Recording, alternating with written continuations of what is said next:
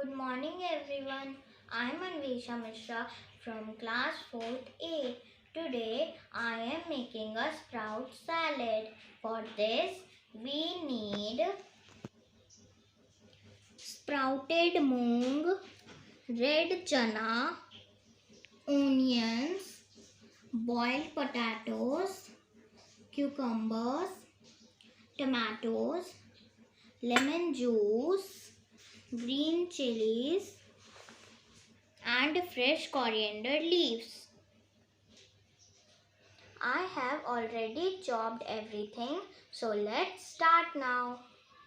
We will add sprouted moong.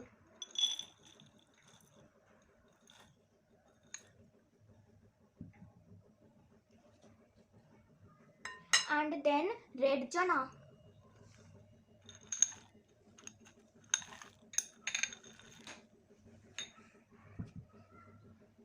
Some onion.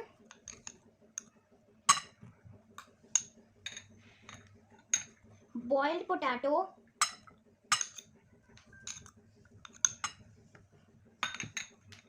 Cucumber. Tomato. To make it more tasty, we add some green chili, 1 spoon lemon juice,